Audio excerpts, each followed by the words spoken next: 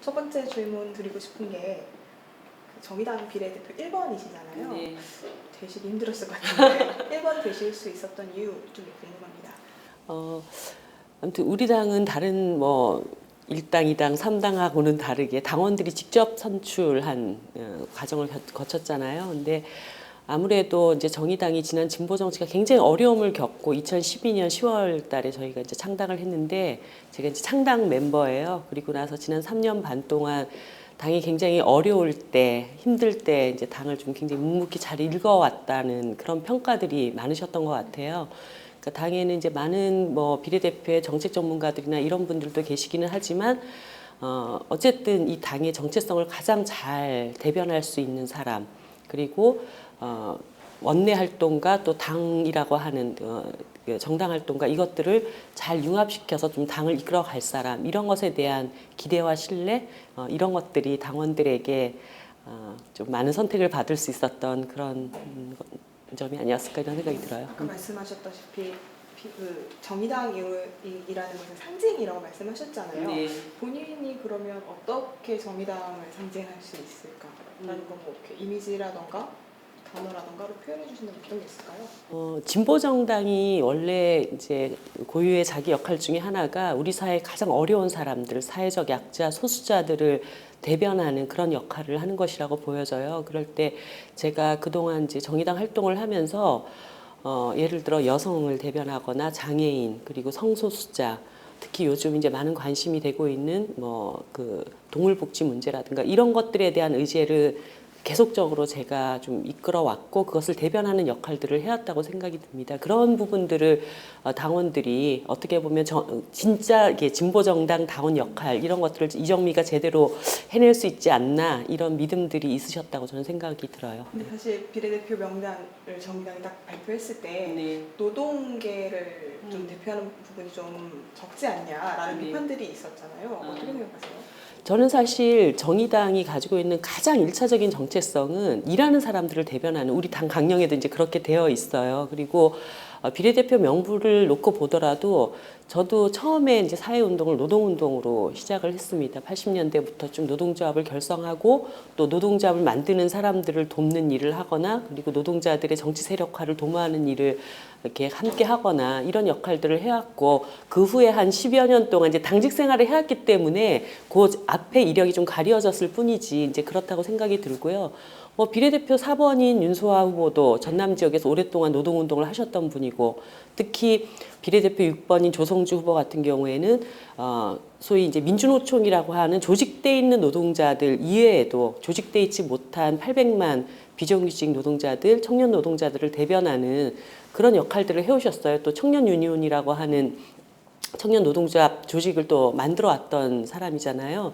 그래서 제가 볼 때 그런 평가는 조금 저희들한테 부당하다는 생각이 많이 들어요. 네. 그러면 이제 공약을 좀 여쭤보고 싶은데요. 네. 정의당이 이번 20대 총선에서 내놓은 공약 중에 가장 대표적인 거, 네. 한 서너 개만 꼽아주실 수 있을까요? 여러 가지 공약들이 있지만 사실 지금 우리 사회에 가장 시급하게 해결해야 할 문제는 불평등 문제라고 저는 생각을 하고 있습니다. 근데 아직까지도 이제 우리 정부가 이 경제 침체가 굉장히 장기화되고 있고 굉장히 사람들이 먹고 살기 어려워져 있는 상황에서도 기존에 해왔던 경제법들을 계속 주장을 한다는 거죠. 그러니까 기업에게 특혜를 주고 기업이 투자하기 좋은 환경을 만들어줘서 경제를 성장시켜야지 낙수 효과가 이제 벌어지지 않냐 이제 이런 주장을 계속 하고 계신데 사실 재벌 기업들 돈 잘 벌 때 사실 그 돈이 아래로 흐르는 걸 저는 본 적이 없거든요. 뭐 사내 유보금 800조가 벌써 금고에 이제 쟁겨져 있다 이런 얘기까지 하는데 패러다임을 바꿔야 합니다. 그러니까 사람들의 일정하게 이제 소득이 보장이 되고 그래서 내수 시장이 돌아가고 이래야지 또 경제가 활성화되고 이런 상황으로 가야 된다고 보는데 이런 극심한 불평등 상황에서는 이런 오랜 그 경기 불황을 이겨내기가 국민들이 너무너무 힘들다 이런 생각이 들어요. 그래서 저희들이 이제 가장 핵심적으로 내놓는 것은 2020년까지 그러니까 20대 국회가 종료되는 시점까지 국민들의 지금 월 평균 그 임금이 한 230만 원 정도가 되는데 적어도 한 300만 원 수준까지는 올려야 된다. 그런 이제 공약을 내걸고 있고요. 두 번째는 우리가 이제 사회복지 서비스의 개별 그 사람들이 부담해야 될 비용들이 너무 많이 들잖아요. 그래서 일정하게 이제 그 시장 안에서의 임금 수준도 올리지만 복지임금, 사회임금이라고 하는 측면에서 한 100만 원 정도는 각 그 가구당 좀 세이브할 수 있도록 복지 정책들을 좀 더 강화해야 된다. 그래서 300만 원 평균 임금, 그다음에 복지임금 100만 원 이렇게 저희들이 핵심적으로 얘기를 하고 있고요. 또 하나는 우리나라 그 사람들이 너무 일을 많이 합니다.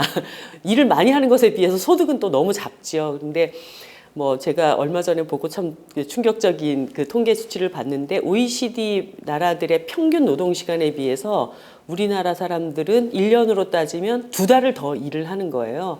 이제 그러다 보니까 사실은 가족 관계라든가 이런 것들도 상당히 이제 많이 어려워져 있고, 특히 요즘은 다 맞벌이를 하지 않습니까? 그럴 때 아이 키우는 부모들 맨날 뭐 어린이집 아이 찾으러 가는 것 때문에 전전긍긍하고 이런 생활들을 하고 있는데, 5시 퇴근제를 도입을 해서 정말 진짜 저녁이 있는 삶, 가족 공동체가 함께 좀 저녁 식사 시간만큼은 함께 식사를 나누고 대화를 나눌 수 있는 그런 정도의 어떤 삶을 보장해야 되는 것이 아닌가. 만약에 3가지를 들라면 그렇게 말씀을 드리고 싶네요. 공약에 대해서 조금만 더 구체적으로 여쭤볼게요. 300만 원 임금과 그리고 네. 아까 방금 말씀하신 퇴근 시간을 당기는 문제는 네. 기업들을 움직여야 되는 문제잖아요.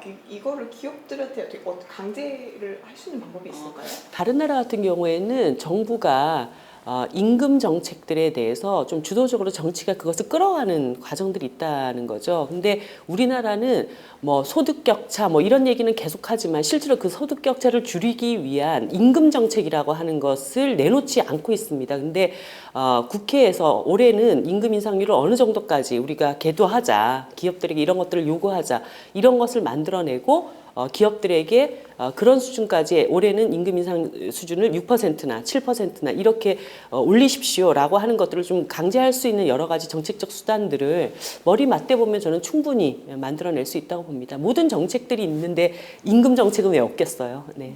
그럼 아까 사회복지 서비스 말씀하셨는데 네. 이제 사회복지 임금을 100만 원 수준까지 올리겠다라고 하셨는데 네. 현재는 사회복지 임금 수준이 어느 정도가 될까요? 한국이? 정확한 지금 수치는 잘 모르겠는데 일단 우리나라가 전반적인 OECD 평균 그 복지 지출에 비해서 절반 정도밖에는 되지 않지 않습니까? 20% 수준까지 지금 다 대부분의 OECD 나라들은 사회복지 지출을 하고 있는데 우리나라는 10%대에 지금 아직 머물러 있다는 것이죠. 그러니까 한 2배 정도 끌어올리는 그런 과정이 필요하다 이렇게 보시면 될 것 같아요. 재정 마련책을 안 여쭤볼 수 없을까요? 물론요. 그러니까 우리나라의 지금 세금 정책 자체가 굉장히 불평등하고 그래서 이제 공정과세 그리고 불로소득에 대한 과세 이런 것들이 일단 철저하게 이루어져야 된다고 생각이 들고요. 또 하나는 이제 사회복지세 문제는 저희들이 아주 오래전부터 얘기를 해왔습니다. 그러니까 오로지 이제 복지에 쓸 수 있는 그 예산의 목적을 분명히 하는 사회복지세를 도입을 해서 그것도 뭐 일정하게 그 차등적으로 주어질 수 있다고 생각을 하는데 그런 사회복지세를 도입해서 그것은 복지 지출에만 쓸 수 있도록 하는 그런 뭐 웬만한 그 유럽의 복지국가들은 그런 정책들을 다 실현을 하고 있고 복지로 걷어들이는 세금 자체도 우리나라가 너무 적기 때문에 그런 수준까지 우리가 일단 도달하는 것이 좀 필요하지 않는가 이런 생각이 듭니다. 네. 앞으로 이제 원내에 들어가셨을 때 할 활동들이 좀 궁금한데요. 일단 첫 번째로 가장 먼저 1호 법안을 발의하신다면 어떤 걸 발의하고 싶으신지 궁금해요.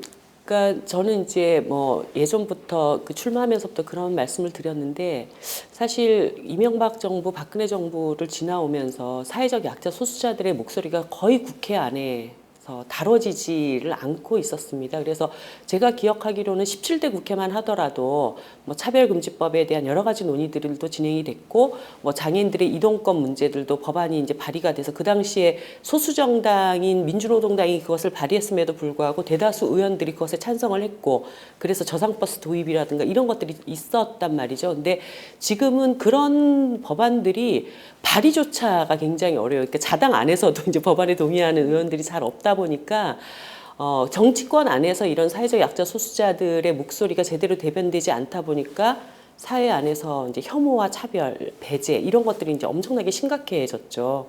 그래서 그것을 뭔가 좀 상징적으로 극복할 수 있는 역할을 제가 좀 해보고 싶다 이런 생각이 들었어요. 그래서 사실 19대 국회에서 그 진선미 의원이 이 법안을 이제 준비하고 발의하려다가 이제 실패를 한 부분이 있는데 생활동반자법을 제가 좀 발의를 해보고 싶다 이런 생각을 갖고 있습니다. 그러니까 사실 이거는 전통적인 가족관계 사실 제도가 그것을 중심으로 다 그 보장이 되어 있잖아요. 근데 우리나라에 이미 1인 가족이 25% 그리고 2030년대 정도가 되면 35% 정도 수준이 될 거라고 예측을 하고 있어요. 그러니까 그만큼 사람들의 삶의 형태가 변화됐다는 것이죠. 근데 제도는 오히려 그것을 쫓아가고 있지 못한. 그러니까 1인 가구들이 혼자만 살고 있지는 않다는 거예요. 예를 들어 가까운 친구들끼리 커플 관계를 맺고 가족을 형성을 하고 있다든가 혹은 요즘은 이제 다양한 어떤 섹슈얼리티의 어떤 이제 그 변화, 그러니까 뭐라고 해, 섹슈얼리티적인 어떤 그런 결합, 이런 그 가족 관계들도 있다는 것이죠. 그럴 때 이런 사람들에게도 일정하게 뭐 보험이라든가 여러 가지 사회제도적인 그 가족관계 안에서 보장될 수 있는 이런 것들을 보장해 줄 수 있는 법안이 나올 때가 되지 않았느냐 이런 생각이 들어요. 그래서 좀 상징적으로 그런 법안들부터 시작을 해서 사회적 약자 소수자들의 문제도 이제는 정치권 안에서 좀 제대로 좀 다뤄봅시다. 이런 주장을 해보고 싶다는 게 제 생각입니다. 네. 그러면 이제 여성 의원이 20대 국회에서는 더 적어질 거다 이런 네. 얘기도 나오는데 여성 의원으로서 뭐 여성 의원을 특정하기가 좀 좀 이것도 좀 웃긴 네. 질문이긴 한데요. 여성 의원으로서 의원으로서 국회에서 하시고 싶은 활동을 또 말씀을 해주실 수 있을까요? 뭐 가장 핵심적인 거는 선거제도 개혁입니다. 사실 19대 국회 말미에 그것도 뭐 국가선거관리위원회가 우리나라의 이 그 민의가 국회에 너무 제대로 반영되지 못하기 때문에 비례대표 의석을 좀 더 확대를 하라는 권유를 받았고 국회 안에서 이것이 다뤄졌었지 않습니까? 적어도 이제 비례대표를 한 100석까지는 늘려서 지금의 어떤 불비례성을 보완을 하라는 논의가 진행이 됐는데 참 너무 기가 막히게도 개선을 하라고 시작됐던 논의가 개각이 된 거죠. 그나마 53석으로 있었던 비례대표가 47석으로 줄면서 사실 비례대표 안에서 50% 여성 할당이 이제 주어졌는데 그 비례대표 의석이 준 만큼 여성의 의회 진출이 또 줄어들게 되는 이런 결과를 낳게 되었어요.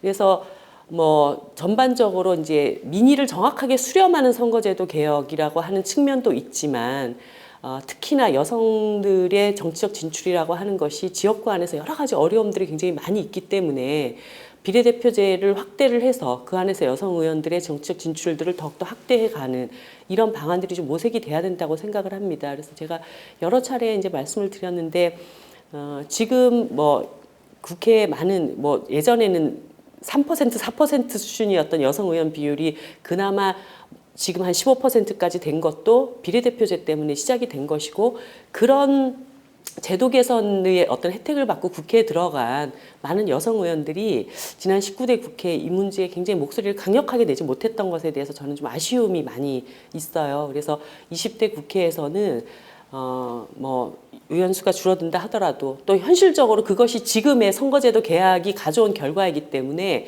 이 부분을 제대로 좀 개선하자라고 하는 것을 여성 의원들과 함께 협력해서 꼭 이루어내야 될 과제라고 저는 생각을 하고 있습니다. 네. 마지막으로 한 가지만 더 여쭙겠습니다. 정의당 당번호 한 번만 강조해 주시고 이번 선거 모토 한 번만 네. 강조해 주셨으면 좋겠습니다. 네, 정의당 기호 4번입니다.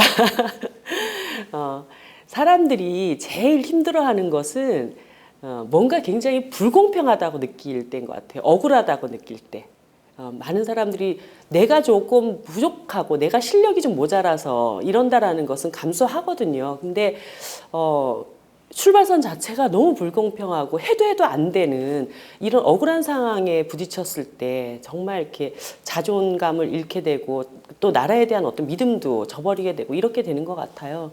그래서 정의당이 지금 얘기하는 것은 진짜 대한민국에 정의를 좀 바로 세워야 되는 것이 아니냐. 먹고 사는 문제에 있어서도 정의가 바로 서야 되고 또 민주적인 어떤 질서도 정의가 바로 서야 되고 그렇게 해야지 국민들이 어떻게 보면 나라에 대한 어떤 그 기대감도 다시 가지게 되고 그렇게 돼야지 또 전반적으로 나라가 활력을 찾게 되는데 지금 너무 많은 사람들이 자포자기하고 절망하고 이렇게 살아가고 있는 것 같습니다. 이것을 좀 다시 바로 세우는 정의로운 대한민국을 만들겠다는 것이 정의당의 이번 그 총선의 목표고요. 그래서 국민들께 드리고 싶은 말씀은 정치가 다 썩었다 외면하시지 말고 정의의 한 표를 주는 것이다 이렇게 생각하고 기호 4번 정의당에게 투표를 해주십시오. 그런다면 아마 국회 안에 많은 일하는 사람들, 우리 청년들, 그리고 노후를 걱정하시는 우리 부모님 세대들, 이분들의 목소리가 더 커지게 될 것이다.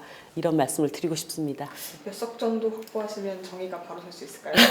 물론 지금 저희들로서야 20석 원내교섭단체가 돼야 되죠. 사실 우리나라 원내교섭단체 문턱이 너무 높고 그래서 원내교섭단체가 갖고 있는 기득권이 너무 많기 때문에 저는 이 원내교섭단체의 문턱을 낮추는 것이 좀 필요하다고 생각을 하지만 어쩌겠습니까? 지금 아직까지 제도가 그런 상태에 있기 때문에 20석이 되었으면 좋겠다는 생각이 들어요. 그런데 현실적으로 지금의 어떤 상황을 놓고 봤을 때 일단 두 자릿수 정당 지지율 그리고 두 자릿수 의석수 확보 여기까지를 저희들의 목표로 좀 보고 있습니다.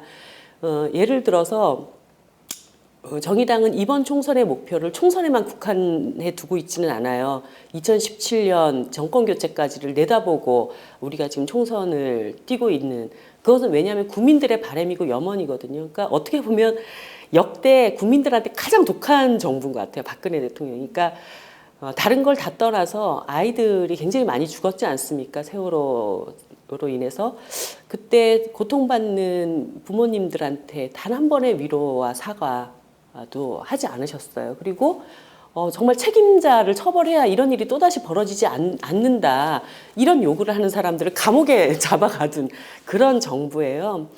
이렇게 독한 정부 아래서 많은 사람들이 또 경제적으로 너무 어렵고 정말 바꿔달라고 아우성을 치고 계십니다. 저는 정말 그런 변화의 요구들을 실감을 하고 있거든요. 근데 그러려면 야당이 바꿀만 하다라는 기대와 신뢰를 주어야 하는데 어떻게 보면 지금 그 정권 교체를 이끌어야 될 제1야당은 역대 또 너무 가장 무능력하고 무기력하다는 생각이 들어요. 그래서 저 야당으로 될까 하시는 분들 그런 분들이 지금 투표장에 가지 않고 이렇게 정치를 외면하고 계신 거거든요. 근데 이런 분들, 제1야당이 제대로 못해가지고 너무 답답한데 정치는 바뀌어야 된다고 생각하시는 분들, 이런 분들이 정의당으로 확고히 그 지지를 묶어주시면 정의당이 제1야당 정신 차리게 하면서 정권 교체를 끌고 갈 수 있다고 저는 생각을 하고 있어요. 그래서 이번에 저희들 목표는 당으로서는 원내교섭단체가 돼서 정당으로서의 자기 역할들을 좀 제대로 하고 싶은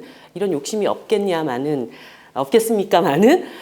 일단 좀 그 정치에 특히 제1야당에 실망하고 계신 분들을 정의당의 지지로 좀 모아내고 그 힘으로 제1야당을 좀 제대로 이렇게 정권 교체 하나의 이렇게 축으로 함께 끌고 갈 수 있는 그런 역할까지 해보고 싶다.